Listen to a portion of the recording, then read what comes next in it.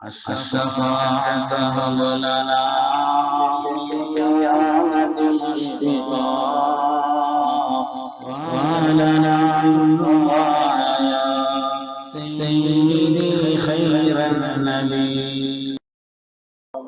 السلام عليكم ورحمة الله وبركاته.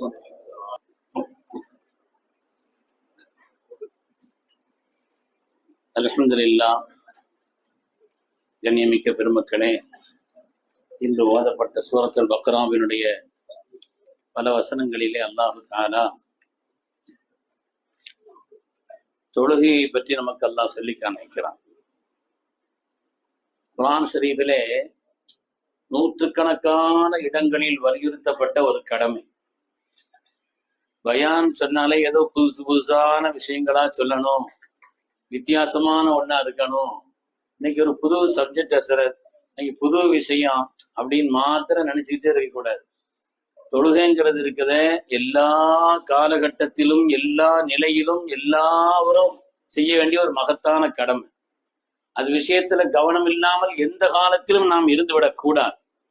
கண்ணியமிக்கவர்களே, மனித வாழ்க்கையில் என்றும் நீங்காத ஒரு கடமை தொழுகை. அதனாலதான் ஹஜ்ரத் இப்ராஹிம் அலைஹிஸ்ஸலாம் துஆ செய்தாங்க, ரப்பி ஜஅல்னி முகீமஸ் ஸலாத்தி வ மின் ذُرِّيَّتِي, யா அல்லாஹ் என்னையும் என் சந்ததிகளையும் தொழுகையாளிகளாக ஆக்குன்னு துஆ செய்தாங்க. அல்லாஹ் அந்த துஆவை நம் விஷயத்திலும் கபூல் செய்திருக்கிறார். சாதாரண விஷயம் அல்ல. ஹஜ்ரத் சையதுனா லுக்மான் அலைஹிஸ்ஸலாம் தன்னுடைய பிள்ளைக்கு உபதேசம் செய்தாங்க, யா புனைய அகீமிஸ் ஸலாத், மகனே தொழுகையை பேணுதலாக நிறைவேற்றுன்னு சொன்னார். எல்லா நபிமார்களுக்கும் தொழுகையினுடைய கடமை என்பது இருந்தது. ஆனால் எந்த தொழுகைங்கிற விஷயத்துல, தொழுகையினுடைய அமைப்பினுடைய விஷயத்தில் வேண்டுமானால் வித்தியாசம் இருந்தது. அல்லாது யாருக்கும் தொழுகை கடமை இல்லாமல் இல்ல, வேதக்காரர்களுக்கும் கடமையாக இருந்தது. அல்லாஹு தஆலா உலகத்திலே நபியுல்லாஹி மூசா அலைஹிஸ்ஸலாமோடு உரையாடினான், குர்ஆன் சொல்கிறது.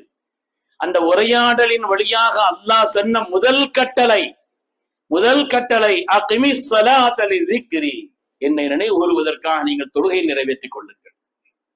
அதே போல் மனித புனிதராம் நமது உயிரின மேலான கண்மணி ரசூலுல்லாஹி ஸல்லல்லாஹு அலைஹி வஸல்லம் அவர்கள் இந்த உலகத்தை விட்டு விடைபெறுகிறார்கள்.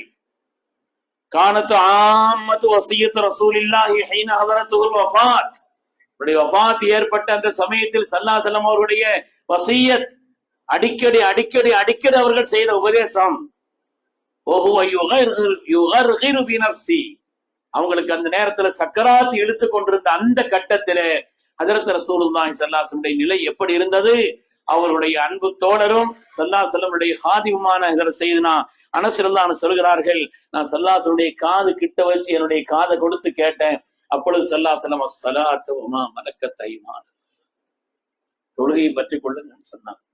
இந்த உலகத்தை விட்டு விடைபெறப் போகிறார்கள் கண்மணி ரசூலுல்லாஹி ஸல்லல்லாஹு அலைஹி வஸல்லம். இனிமேல் தங்களுடைய அமுதவாய் திறந்தவர்கள் பேச போவதில்லை.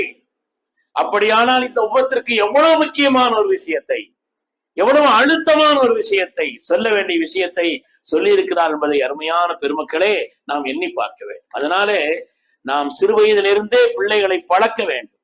சிறு வயதிலிருந்தே அல்லாஹு தஆலா பன்னூற்றுக்கணக்கான இடங்களில் தொழுகையை பற்றி சொல்கிறார். அவ்வலுமா யுஹாஸபு பிஹில் அப்து யௌமல் கியாமத்தி அஸ்ஸலாத், கியாமத்திலே முதலாக விசாரிக்கப்படக்கூடிய அமல். எத்தனையோ காரியங்கள் இருந்தாலும், மனிதனுடைய கடமைகள் இருந்தாலும், முதலாக அல்லாஹு தஆலா கேட்கக்கூடிய ஒரு ஹிசாபாக தொழுகைதான் இருக்கும் என்று அருமை நாயகம் ஸல்லல்லாஹு அலைஹி வஸல்லம் சொன்னார். அதே மாதிரி அக்ரபுமா யகுனல் அப்து அன் யகுன சாஜிதா, ஒரு அடியான் அல்லாஹ்வுக்கு மிக மிக நெருக்கமாக இருக்கக்கூடிய கட்டம்ங்கிறது தொழுகைதான், சுஜூதில் இருக்கும் பொழுதுதான் என்று வருகிறது. உலகத்துல அல்லாஹ்வுடைய ரசூலுக்கு எல்லா கட்டளைகளும் கடமைகளும் வஹீயின் வழியாக வந்தது. ஆனால் அல்லாஹு தஆலா தன்னிடத்தில் அழைத்து அல்லாஹு தஆலா இந்த தொழுகை கொடுத்தான், இதனுடைய முக்கியத்துவத்தை உணர்த்துவதற்காக. ஸல்லல்லாஹு அலைஹி வஸல்லம் இரவுல மேராஜ் போயிட்டு வந்துட்டாங்க. சுபுஹ் தலைமை நம்ம கடமை இல்லை, ஸல்லல்லாஹு சுபுஹ் கடமை ஆக்கவில்லை.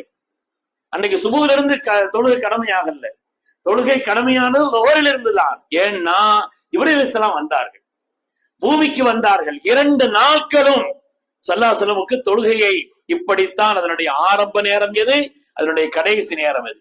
முதல் நாள் ஸல்லல்லாஹு அலைஹி வஸல்லம் அவங்களுக்கு ஜிப்ரீல் அலைஹிஸ்ஸலாம் தொழுகை காண்பித்தார்கள், ஆரம்ப நேரம். 2வது நாள் தொழுகையினுடைய முடிவு நேரம். அதை இந்த உலகத்திலே நடைமுறைப்படுத்தி காண்பித்தார். அருமையான பெருமக்களே, அப்படியானால் அதனுடைய முக்கியத்துவத்தை என்னங்கிறத நாம் எண்ணி பார்க்க வேண்டும். ஸல்லல்லாஹு காலகட்டத்துல புதிதாக பல கூட்டத்தார் பல பகுதிகளில் இருந்து இஸ்லாத்துக்கு வந்தாங்க. இஸ்லாத்துக்கு வரும்பொழுது சில பேர், நாயகமே நாங்க இஸ்லாத்தை ஏத்துக்கிறோம், அந்த சண்டைக்கு போறது அது இது அதெல்லாம் கொஞ்சம் ஒத்து வராது, எங்களுக்கு கொஞ்ச நாளைக்கு அதை விட்டு வைங்க அப்படின்னு சொன்னாங்க.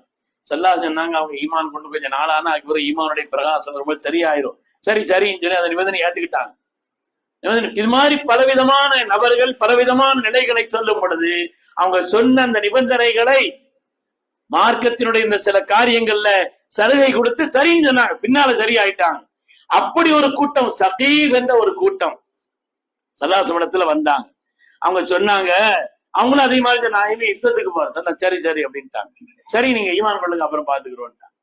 அது மாதிரி பலதையும் சொன்ன நேரத்திலே அவங்க சொன்னாங்க, இந்த ருக்கு சுஜூத் செய்யறது தொழுகைகளுக்கு கொஞ்சம் அந்த அளவுக்கு ஒத்து வரலன்னு சொன்னாங்க.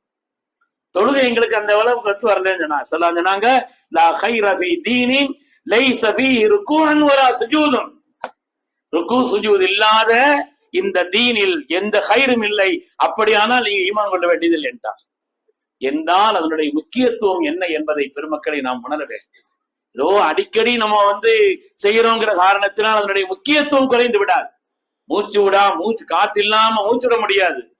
அதனால இந்த அதனுடைய முக்கியத்துவத்தை உணராமல் இருக்க முடியுமா?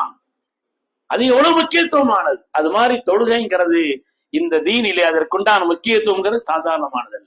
அதிசயம் பிறப்பதற்கு ஈசா அலைஹிஸ்ஸலாம் உலகத்துல அதிசயமா பிறந்தாங்க. தகப்பனார் இல்லாமல் அல்லாஹு தஆலா அதிசயமா உலகத்தில் பிறக்க வைத்தான்.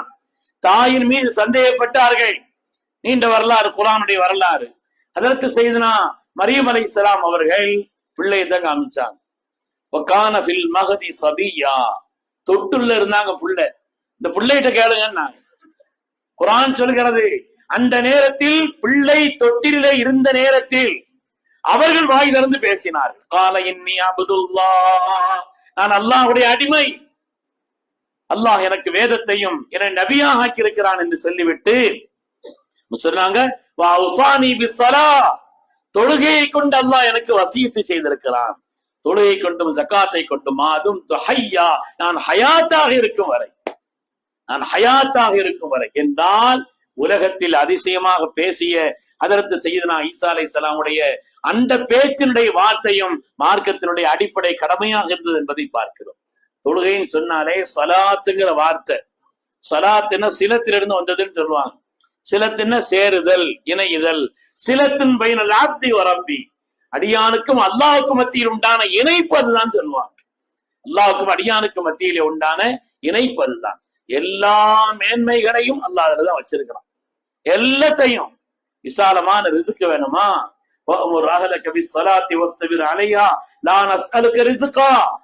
நாயகமே தாங்கள் தொழுகையினுடைய அந்த காரியத்திலே மக்களை ஏவுங்கள், அதில் நிலையாக இருங்கள். நான் அஸ்அலுக ரிஸ்கா, நாம ரிஸ்க உங்கள்கிட்ட கேட்கல, நஹனு நர்சுக்கும், நாம் உங்களுக்கு கொடுக்கிறோம் என்று அல்லாஹ் தஆலா சொல்றார்.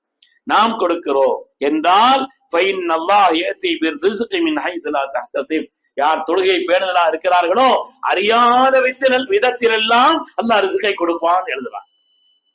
அறியாத விதத்தில் அல்லாஹ் கொடுப்பான். அருமையானவர்களே, தொழுகையினுடைய விஷயத்தில் உம்மத்தினுடைய பொடுவோக்கு எப்பொழுது ஆரம்பித்ததோ ஒவ்வொரு வக்து தொழுகையினுடைய சிறப்பு சொல்லப்பட்டிருக்கு. ஃபஜ்ர்ல இருந்து, லுஹர்ல இருந்து, அஸர்ல இருந்து, மக்ரிபில இருந்து, இஷாவில இருந்து, தஹஜ்ஜுதுல இருந்து, துஹாவுல இருந்து எல்லா தொழுகையினுடைய மகத்துவத்தை பற்றியும் சொல்ல காட்டப்பட்டிருக்காரு. ஸல்லல்லாஹு அலைஹி வஸல்லம் வான்மண்டலத்தை ஏறிட்டு பார்க்கிறார்கள். நட்சத்திரங்கள் பிரகாசித்து இருந்தது. அந்த நேரத்தில் பூரணமான 14ஆம் நாள் இரவு.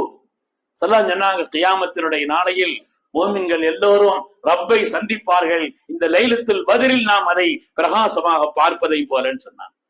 நாயகமே, யாருக்கு அந்த பாக்கியம் கிடைக்கும்னு சொல்லி கேட்டாங்க. பலவிதமான ஹதீஸ்கள் வருகிறது. ஒரு கட்டத்துல ரசூல் சொன்னாங்க, யாரு சுபஹையும் அஸரையும் பேணுதலாக தொழுகிறார்களோ, அவங்க எதுல கொஞ்சம் சிரமம் இருக்குமோ அது விஷயத்துல கொஞ்சம் கூடுதல் கவனம் இருக்க வேண்டும் என்பதைத்தான் ஹதரத் ரசூலுல்லாஹி ஸல்லல்லாஹு அலைஹி வஸல்லம் அவங்க உணர்த்தி காமிக்கிறான். அருமையானவர்களே, தொழுகை மாத்திரை இந்த உம்மத்திடத்திலே வலிமையாக இருந்தது என்று சொன்னால் அதனால் கிடைக்கக்கூடிய பலன்கள் சாதாரணமானது. எதிரிகள் மிகைக்கிறாங்கன்னா தொழுகையில கவனக்குறைவுன்னு அர்த்தம். அதாவது ஸல்லல்லாஹு அலைஹி வஸல்லம் காலகட்டத்துல அபூஜஹில் வெளிநாடுகளுக்கு போய் சம்பாதிக்கிறதுக்காக போனான். நிறைய சம்பாத்தியம், துட்டு 4 காசு கூட வரும்போது சில பேருக்கு திமிரும் சேர்ந்து வரும். அந்த அடிப்படையில கொஞ்சம் பொருளாதாரத்தினுடைய வலிமை வந்த நேரத்திலே அல்லாஹ் சொல்கிறான், இன்னல் இன்சானுடைய எத்துகா அர்ரா உஸ்தகுனா, கொஞ்சம் பணம் கூடுதல் வந்த காரணத்தினால அழிச்சாட்டியும் செய்து நடந்தான். அல்லாஹ் சொல்கிறான் அழிச்சாட்டினுடைய உச்சமா என்ன நடந்துச்சுன்னா மக்காவுல அதுவரை சஹாபாக்கள் தொழுகிறது தான் தடுத்துக்கிட்டு இருந்தாங்க. இவன் வந்த உடனே ரசூல் தான் தொழக்கூடாதுன்ட்டான். ஹரம்ல ரசூலும் தொழக்கூடாதுன்னு உத்தரவிட்டான். அந்த நேரத்தில் தான் அல்லாஹு தாலா சொன்னான், நாயகமே தாங்கள் அவங்களை பத்தி பொருட்படுத்தாதீங்க, அவர்களை பற்றி பொருட்படுத்தாதீர்கள், நான் அதை பார்த்துக் கொள்கிறேன். ஆனால் நீங்கள் செய்ய வேண்டிய வேலை வக்தரில், நீங்கள் சுஜூது செய்யுங்கள், ரப்பை நெருங்குங்கள், அவனை நான் பார்த்துக்கிறேன்ட்டார். அருமையானவர்களே, அன்னை ஆயிஷா ரலியல்லாஹு தஆலா சொல்கிறார்கள், இந்த ஆயத் இறங்கியதற்கு பின்னாலே அன்னை ஆயிஷா சொல்கிறார்கள், 18 மாதங்கள் தான் இந்த ஆயத் இறங்கிய பிறகு முஸ்லிம்கள் தஹஜ்ஜுதை பேணுதலாக தொழுதார்கள். அவர்கள் சின்னாபின்னமாகிவிட்டார், பதிர்ல சின்னாபின்னமாகிவிட்டார். 18 மாதங்களுடைய தொழுகையின் பேணுதல் அவர்களை இல்லாமல் ஆக்கிவிட்டதுன்னு சொல்றாங்க. அதனால இது மாதிரி அதற்கு மூசா அலைஹிஸ்ஸலாம் இன்னைக்குள்ள சில பிராவன்கள் இருக்கிறவா, அன்னைக்கு சில பிராவன் இருந்தான். மூசா அலைஹிஸ்ஸலாம் கேட்டாங்க, ரப்பே அநியாயம் பண்றானு, என்ன அநியாயம் பண்றான், இந்த அநியாயத்தை நாங்க சகிச்சுக்கிட்டு வேண்டியது இருக்குது ரப்பனா சொல்லி கேட்டாங்க. அவங்க கேட்கும் பொழுது அல்லாஹ் சொன்னா, வஹைனா இலா மூசா வஅஹீஹி அன் தபவ்வா லிஸ்ரிக்மா வஜஅலு புயூதக்கும் கிப்லத்தன் வஅகீமுஸ் ஸலா. அல்லாஹ் சொன்னான்.